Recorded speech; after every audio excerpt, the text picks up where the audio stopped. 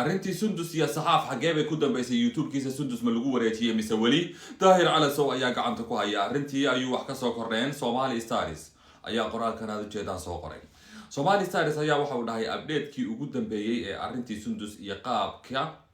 ay ku soo dhamaatay Sundus markii ay Malaysia ku laabatay iyada iyo Khalid Mulla waxay qadaadiic yar siiyeen afdheere oo ah gudoomiyaha jahaliyada Puntland si uu saxaaf dacwad ugu oogo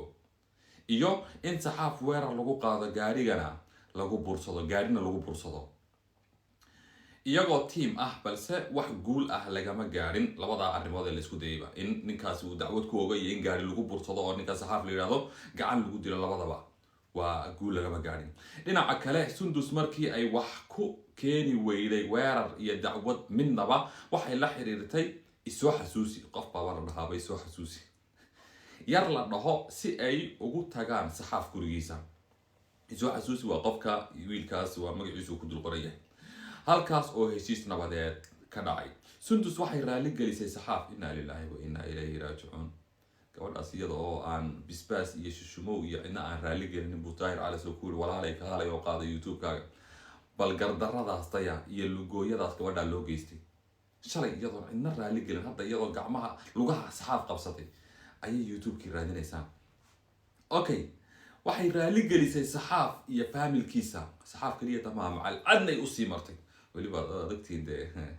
reer xamar kugu helay Janice say tahay ba feeraha lagaaga tumaya aan reer xamarka aad ba u aqaana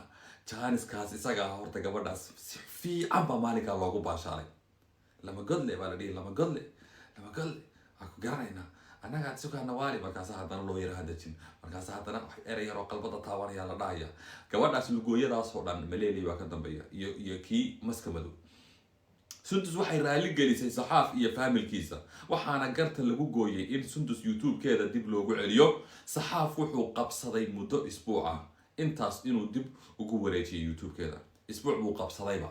isbuuca wuxuu doon u sameeyaa gabadhaas iyadoo raali gelisay reerka haddana YouTube-keeda ku adkayaan baa laga yaabaa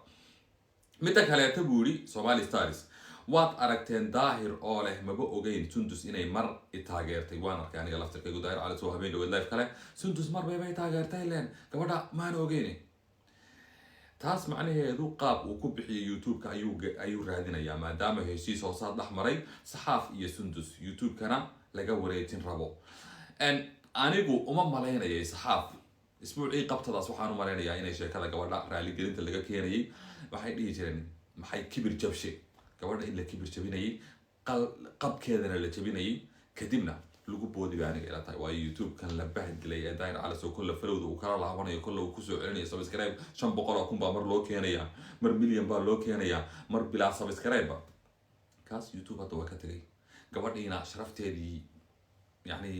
sharafteedii shakhsiyadeedana kama hadlay sharaftii caanimo iyo YouTubernimo iyo dadkii ku xidhnaayo waxaas oo dhan qabiil baa lugihii loo geliyay qab baa lugihii loo geliyay sheekh bay ku habeenkiisii ka xumaysay waxyaabo fara badan baa gabadhii maalkii ugu horeysay gabadha aan taladan siinay haday qaadan lahayd kuwa fara badan baa igu culoobay maska madow baa igu soo aflagaaday xataa taladan siinay haday maalinka qaadan lahayd alif ka xumada albawr ku dhibaa anigu intaasaan garanayay intaasaan gabadha kala baqayay bahdilkaasaan kala baqayay inay shushumo inta lugihiisa qabsato yaa lagu baashaalo lama gadle kii adiga talka wax may ku qabtaa muuqaalka diyaar dhameystay waxa ka codsanaya inaad subscribe noo dhaado aan video share noo dhaado dabcan ina aragtida ka dhiibataan rajaynaa fadlan muuqaalka noo share garee ciwaanka subscribe noo dhaado aadana maastaa mar walba waxa jeclahay inaan ku soo gudbiyo waxyaabo ku xiis geli